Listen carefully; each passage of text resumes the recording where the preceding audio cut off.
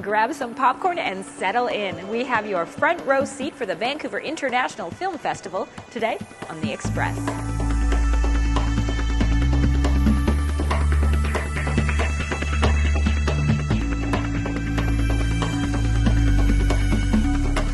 On today's show, there should never be a pipeline punched through here. On the line.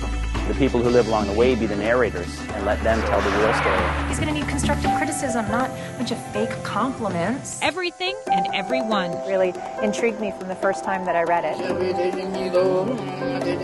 40 days at base camp. About Mount Everest and about the sacred place it once was. Rattle on the stovepipe boots. Sunflower Hour. It's a dark comedy about the underbelly of children's puppeteering and what it really takes to make in children's televisions. Hello. See that and more local expression.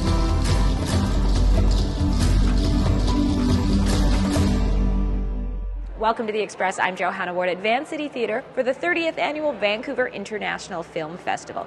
Of the almost 400 films this year, 80 are Canadian. And today on the show, we're getting up close and personal with 6 local filmmakers, starting with Frank Wolf, who this year has more than just adventure on the line.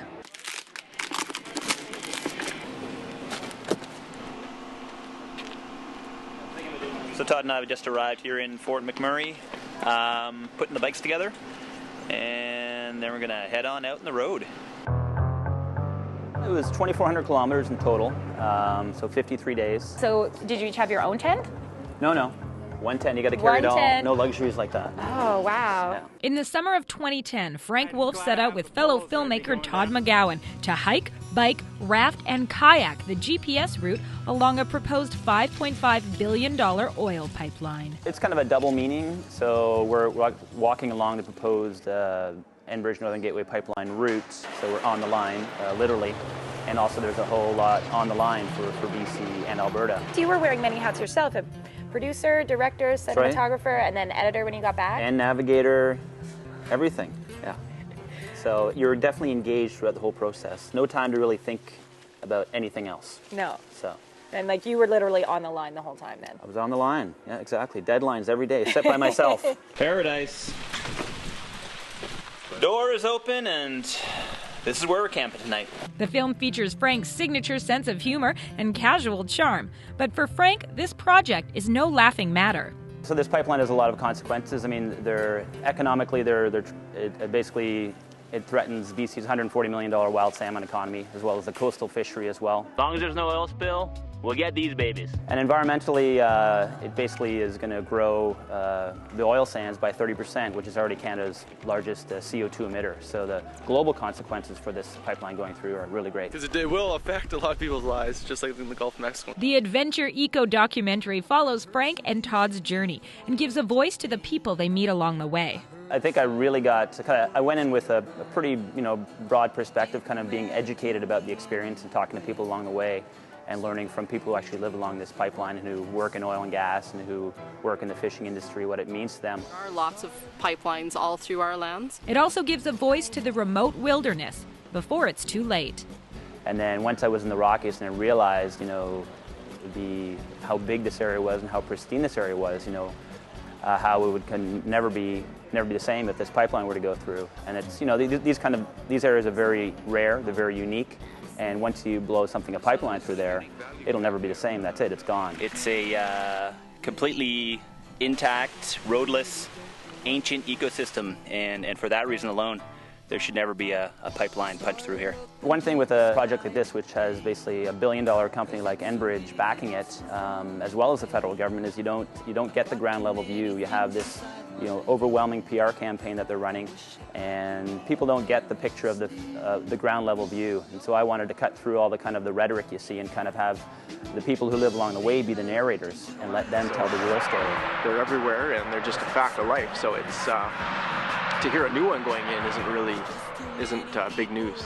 So that the Gulf spill definitely kind of puts it on your radar a bit more. Yeah, there's a red flag there for sure. No one is meant to be living here in a concrete sea. You can see On the Line at a matinee Tuesday, October 11th at Empire Granville 7. You can also log on to the film's website to find out how you can voice your opinion about the Northern Gateway Pipeline project. You're watching our Express VIF special. To be or not to be. That's a famous line in this year's remake of Shakespeare's Hamlet. It's a story of deceit, vengeance, and for two local actors, friendship.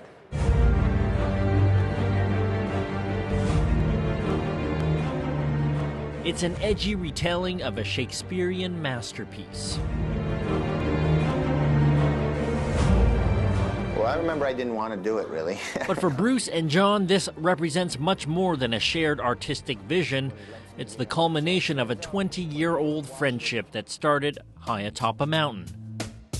I'd been cast in a movie called Alive, and I had met him through some mutual friends, and we kind of hit it off. I just knew we'd be fast friends, and we were. We had great laughs and had a great time for about 4 months up doing the movie.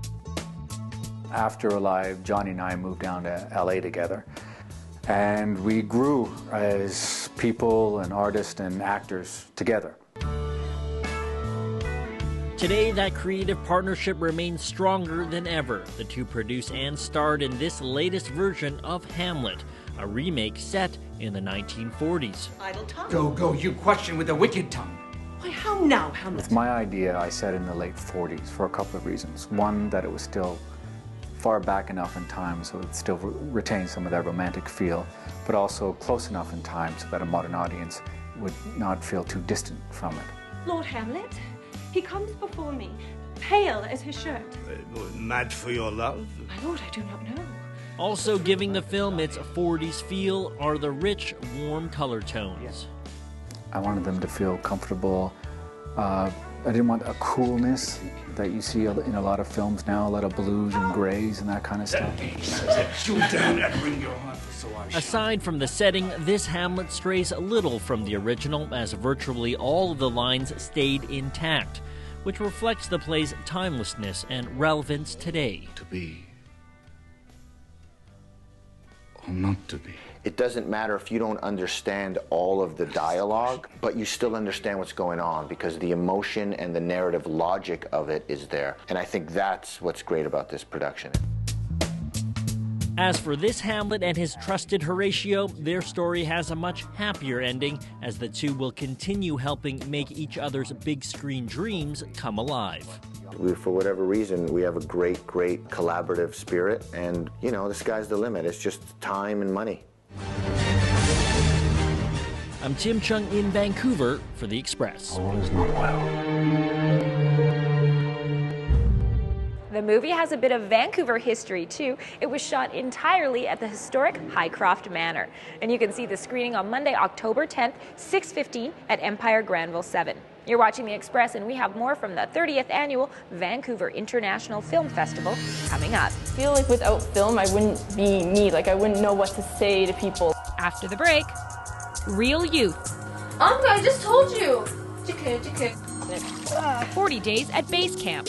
We sort of document the life and days and subculture of this very bizarre temporary community. You're watching local TV on The Express.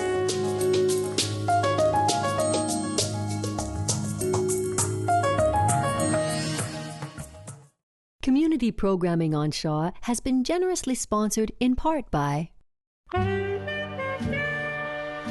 The Express is brought to you in part by Plum, fashion supplier to host Johanna Ward.